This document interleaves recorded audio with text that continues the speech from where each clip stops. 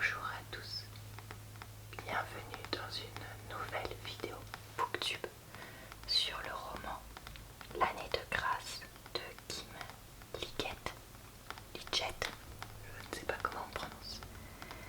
C'est un roman pour adolescents, version tome unique, enfin bref, en gros il n'y a qu'un seul livre.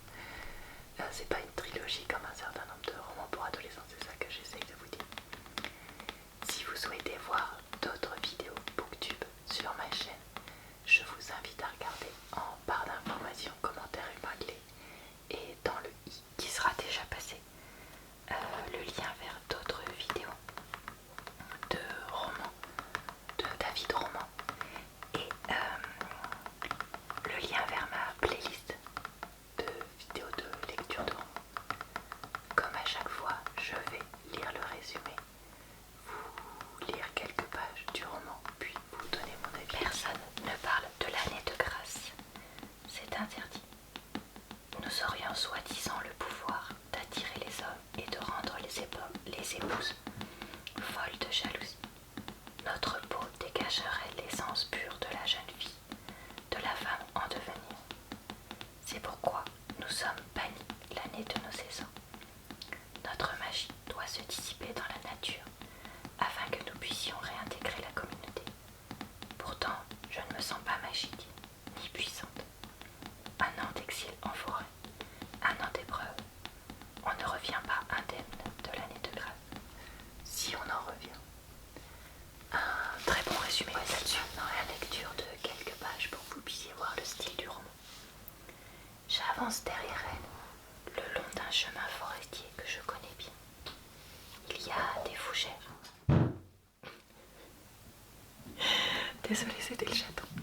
Des orchidées, des jardins, ainsi que de mystérieuses fleurs rouges, dont les 5 pétales ciselés semblent représenter chacune d'entre nous. Le premier pour les filles en année de grâce, le deuxième pour les épouses, le troisième pour les travailleuses, le quatrième pour les femmes des quartiers extérieurs, et le dernier pour l'inconnu qui marche devant moi. Elle se retourne et m'adresse un sourire confiant. C'est une très jeune fille. Elle me rappelle quelqu'un dont je ne parviens à me remémorer ni le visage ni le nom. Une connaissance trop ancienne, dans une autre vie peut-être, ou une sœur cadette que je n'aurais jamais rencontrée. Le front large et le menton fin, une petite tache de naissance dessinée sous l'œil droit. Ses traits sont délicats comme les miens, mais c'est bien la seule chose délicate chez elle.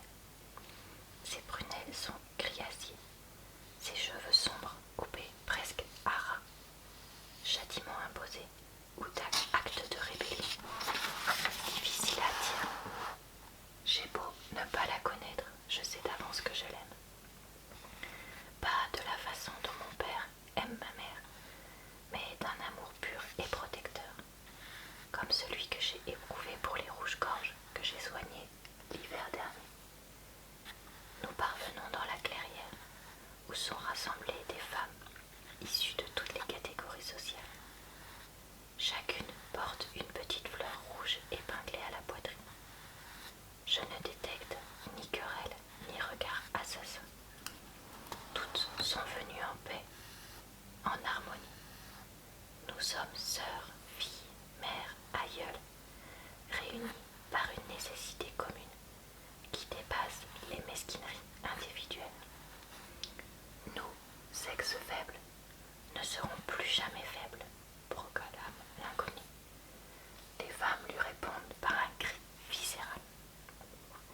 Je n'ai pas peur, je ne ressens que de la fierté. Cette fille est la clé. Grâce à elle, tout va changer et je participe à ce changement. La route devant nous est gorgée du sang de nos sœurs, mais elles ne l'ont pas versé en vain. Ce soir, l'année de grâce touche à sa fin.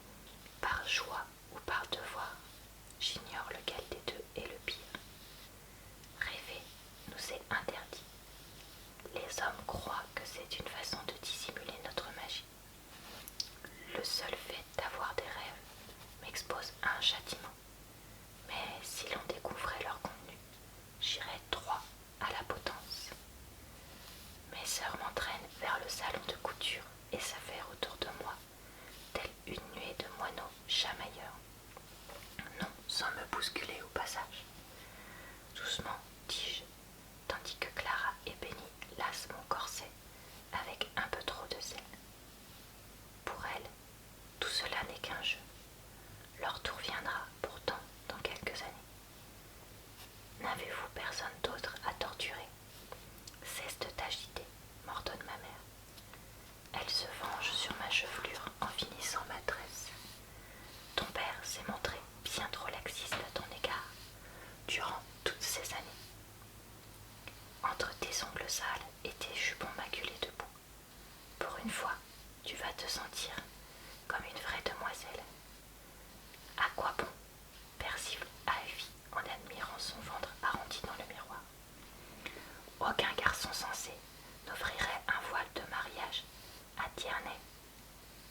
Tant pis pour elle, retorque ma mère en resserrant les lacets de mon corset. Mais elle me doit bien ça. J'étais une enfant têtue, trop curieuse, toujours la tête entre les nuages et incapable de respecter les convenances, entre autres défauts de caractère. Je serais la première fille de notre famille à partir en année de grâce sans avoir reçu de voile. Alors je vais maintenant vous donner mon avis sur ce roman. Je vais déjà vous commencer par dire que j'ai vraiment bien aimé ce roman. C'est pour les derniers temps un des meilleurs romans que j'ai lus. Honnêtement, il n'y a pas d'équivoque.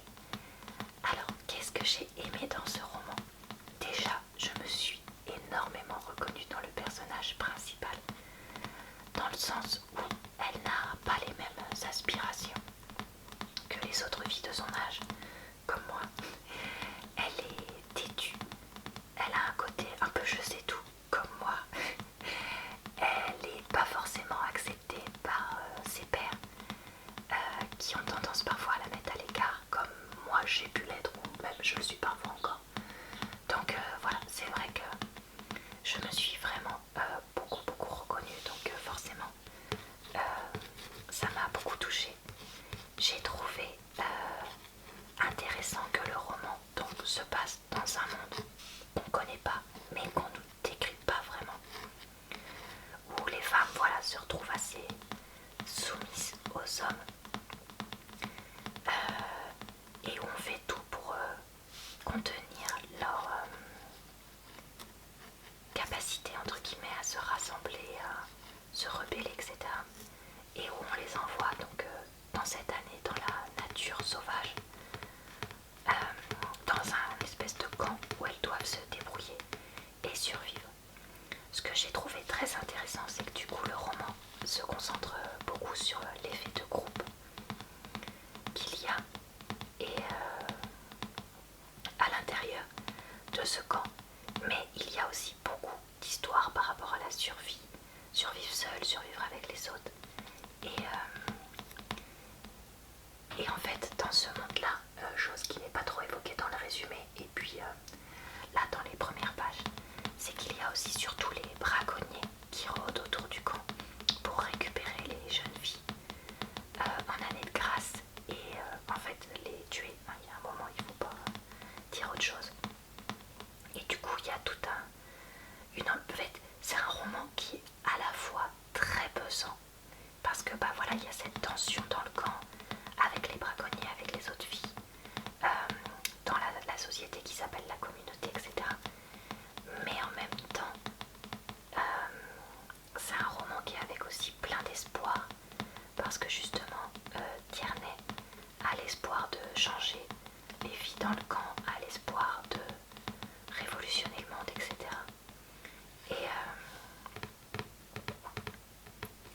Et c'est un roman qui est dur aussi par le fait qu'un certain nombre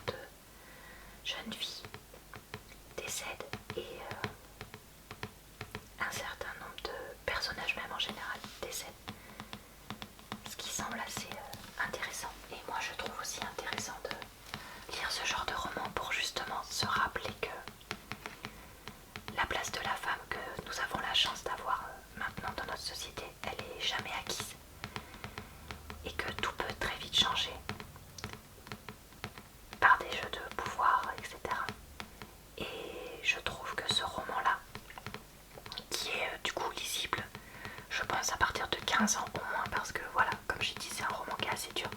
Je pense que c'est le genre de roman qui pourrait être intéressant d'étudier, je trouve, en classe, plutôt que d'étudier des fois certains classiques avec des messages pas toujours intéressants. J'ai pas dit tous, hein, mais voilà, certains. Je me dis qu'étudier un livre comme ça, ce serait forcément très intéressant, parce que justement il y a un vrai parallèle avec voilà, la réflexion de la place de la femme, qui n'est pas du tout dépassée, enfin au contraire. Donc voilà, ça m'a vraiment vraiment plu. Et voilà. Il y a aussi une histoire d'amour qui finit pas très bien dans ce roman, et une autre histoire d'amour qui finit un peu mieux. Et ça c'était bien, parce que justement c'était pas des caisses. Et celle qui finit mal, on sent le deuil justement de cette histoire d'amour qui est long à se faire. Et ah oui, une autre chose que j'ai bien aimé dans ce roman, c'est qu'en fait on sait jamais ce qui va se passer. Il y a plusieurs grandes phases dans le roman, donc avant l'année de grâce, le début de l'année de grâce, un truc particulier pendant l'année de grâce que je vais pas révéler, etc. Et puis après. Et en fait, honnêtement, il y avait... j'ai pas deviné grand chose de ce qu'il allait se passer. L'histoire des personnages n'était pas non plus limpide, etc. Et ça, j'ai trouvé ça vraiment bien, parce que rafraîchissant, contrairement à certains autres romans que j'ai lus ces derniers temps, où tu t'es deviné à quasiment tout ce qu'il allait se passer très rapidement. Donc voilà, du coup, globalement, donc un roman qui m'a emballé. Qu'est-ce que j'ai moins aimé dans ce roman? J'aurais quand même aimé en savoir un petit peu plus sur cette société communautaire. Est-ce que c'est dans un futur post-apocalypse ou autre chose? J'aurais aimé en avoir un poil plus d'infos. Et j'aurais aussi aimé à la fin avoir un poil plus de révolution. Voilà, je dis juste ça pour pas vous en révéler plus. Même si justement ça fait un roman singulier, dans le sens où on nous fait pas miroiter comme certains romans pour adolescents que en trois mots et deux discours on va vers toute une révolution d'une société, chose que je trouve parfois assez réaliste. Donc, est-ce que je conseille ce roman? 1000 fois oui. À qui est-ce que je le conseille?